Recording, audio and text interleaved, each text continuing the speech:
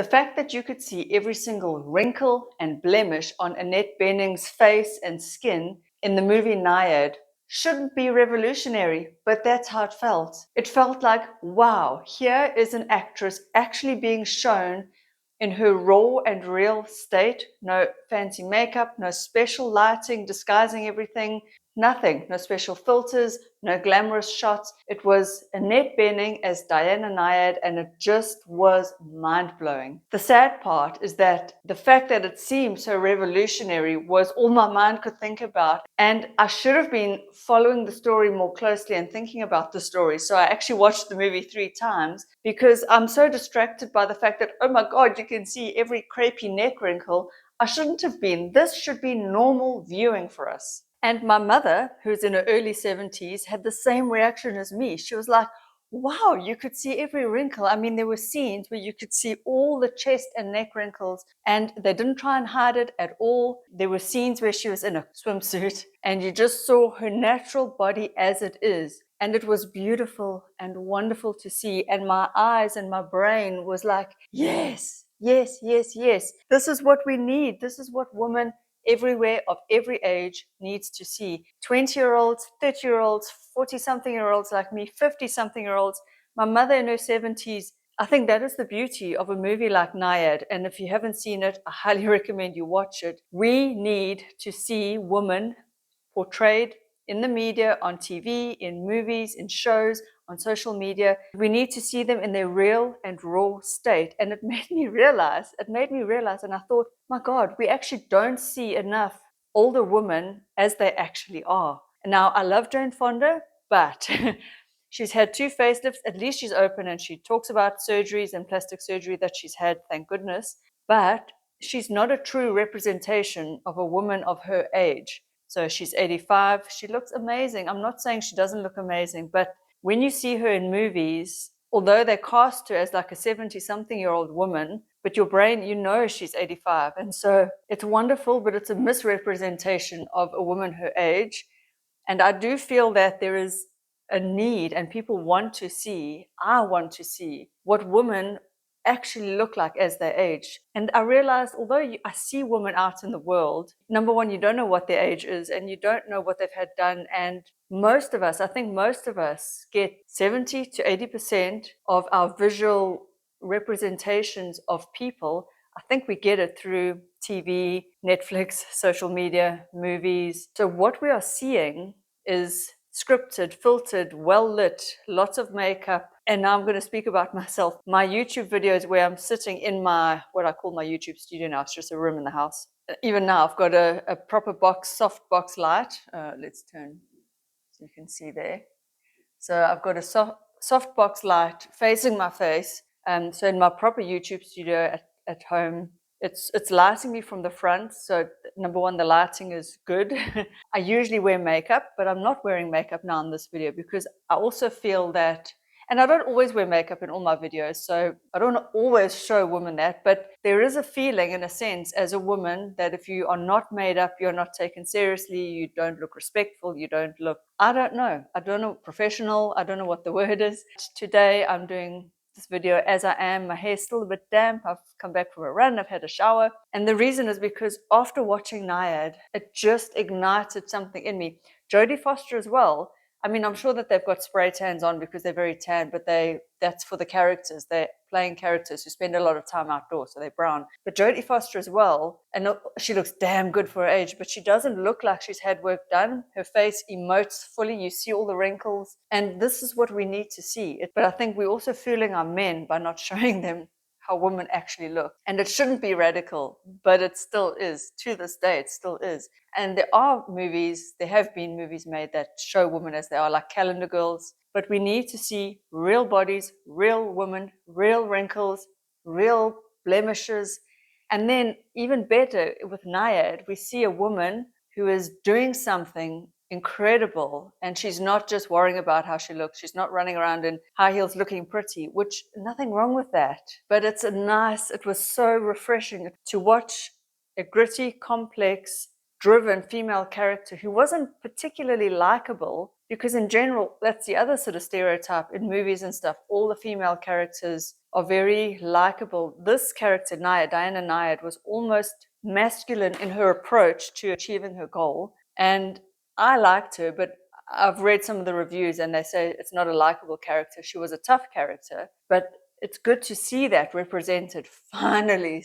I just felt my soul said finally when I watched this movie. Here is a real body, a real 60-something-year-old woman, and yet she's tough, ambitious, and a go-getter. There was so much that you don't normally see in that movie, in those characters. It was so well done that it's totally inspired me. In fact, I'm no longer afraid of aging. Not that one movie will change my thinking, because I am still a product of my society where aging is seen as something undesirable for a woman. But that movie has shifted one thing, along with Justine Bateman. If you watch that video I made on her book Face, and how she was speaking about not getting plastic surgery, and she's got a lot of loose skin on her face. So there was Justine Bateman, there's now Annette Bening in Nyad, and Jodie Foster. And these are women who are amazing and accomplished and successful and talented, and they are providing examples for younger women like me to look up to and not be afraid of aging, because they are badass. They are doing their thing. They are embodying the fullness of themselves. And yes, Jane Fonda as well, although she's had plastic surgery, but she's open about it, which is another amazing thing. But also the spirit of not giving up. What I so admire about Jane Fonda is that she's open and honest about the surgeries she's had. So although she looks younger than she really is, or she looks not a true representation of an 85-year-old woman, but she's got that spunky spirit where, I mean, she's working more now at 85 than she ever did when she was younger. And I think that's fabulous. How many 85-year-olds do you see getting up and doing the things that she does? Even though I think sometimes they cast her in roles that belittle her talent. Like, she's usually cast as the, you can't say dumb blonde anymore, but the one that's into her appearance, the one that's dolled up, the one that's pretty, which is a bit of a shame. I think she's got more grit to her. But these are women that we younger people can look up to. Like, I won't lie, I have been, and I am still grappling with the fear of aging. And it's not actually the fear of being older, it's the fear of looking my age, and what will society think of me? Am I going to just be invisible, dried up? Because when you're younger, that's all you are told through media and movies, is that your fertility and your beauty and your sex appeal is your ticket. It's who you are. It's your thing as a woman. And I know there's exceptions and not everyone buys into that, but it's hard not to buy into that when it's the diet we are fed all the time. So this is why I love this menopausal movie miracle that is Nyad. And there are other menopausal movies. And when I say menopausal movies, I just mean movies and TV shows that are showing women who are older, who are in menopause, and that's fantastic. So if you need a list of them, here it is.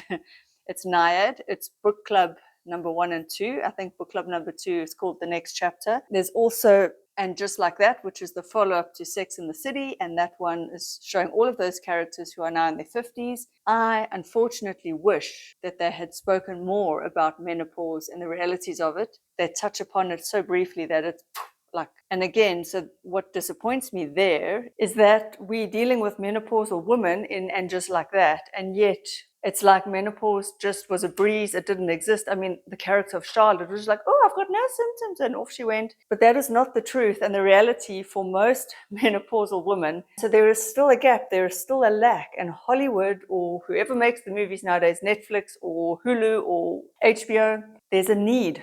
We want to see real women over the age of 50 doing and discussing and living real lives, realism, realistic. I think the age of fantasy, especially when you're in your 50s and beyond, you don't want to see unrealistic bullshit. Sometimes you do want to escape. I'm not saying you don't, but I think we want to see real women represented in a real way. I realized it was quite a struggle to come up with a list of truly good movies and TV shows that represented menopausal women. So there's Grace and Frankie, there's And Just Like That, there is Nyad, there is Book Club, There is Moving On. Again, it's Jane Fonda. So basically any movie Jane Fonda's been in lately. But there's not that much, and it's a shame. There's a lot of movies with Diane Keaton, so if you look up her name, you will see a lot of movies representing older women. She's another fantastic example of a woman who doesn't try and hide her age. She is a representation of her age, and that's wonderful. And we want to see real women doing their thing, and they don't have to all kick ass like Diana Nyad and go and swim 103 miles. It's not about that. It's about women just embracing, this is me, this is who I am at this age, with all my wrinkles, with all my flaws, with my gray hair and my weight gain, and we need to deal with it. Like, just world, get over it, accept it, and move on. And it's a message that I need, I want it, I don't see it enough, and therefore it has made me fearful of aging, and I wish I wasn't. I really wish I wasn't. And that's not to say that I'm not ever going to get a facelift, because maybe one day I'm going to. Maybe one day I'm open and honest about the fact that I would like a facelift, a neck lift, all this saggy skin, but I'm also okay if it never happens. Both feelings can exist at the same time. I can think that wrinkles and age spots and all that are totally okay and even beautiful, and yet I can still want a face and a neck lift. And you're going to say, oh, but that's contradictory. I still think women can do fillers, they can do Botox, they can do facelifts, they can cut themselves open, they can do what they want, but we can still accept an aging woman, and we can still see beauty in an aging face. Both can be true at the same time. So I cannot say anything negative about plastic surgery, because I have had a nose job and a boob job. So I would be a hypocrite if I said that plastic surgery wasn't something I embraced. I haven't had anything done to my face and my neck yet, but maybe I will, and that will also be okay. We just want to see women as they are, and women really want to see other women as they are. And I think we need to show our men as well. This is just my opinion, but I think our men are also being blinded and fooled by all these images, and then when they see a real woman looking her real age, they are just as horrified as we are, and it's sick. It's not right. So although I'm not anti-plastic surgery, I don't know. I think I would get a face and a neck lift one day.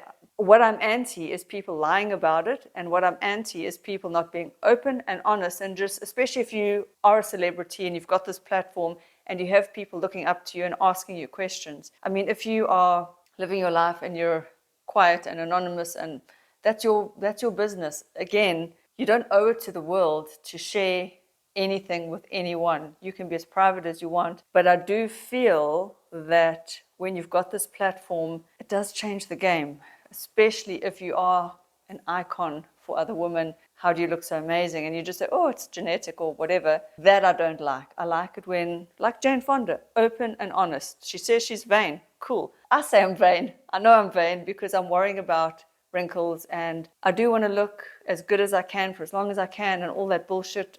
Again, like I say, I'm a product of my society. I wish I were bolder in my acceptance of aging. I think I'm getting there, and I believe it's a process, and like anything that society has put into our minds, the sicknesses that we inherit, from our society, like thin is good, rich is good, never. So for a woman, you can never be too rich or too thin. I mean, I remember when I was young, I heard that saying, and it stuck with me. Not that it's true, but those kind of sayings get into your mind and they infect your thinking. It's like a poison. And for the longest time, I've been battling with body image issues, like all of us, I think, like 99.9% of humans on the planet. And I see men are also suffering now with body image issues because of Men's Health magazine covers and fitness competitions and all that. So many of us are battling these things, and we do it in silence, alone, and in private. But finally,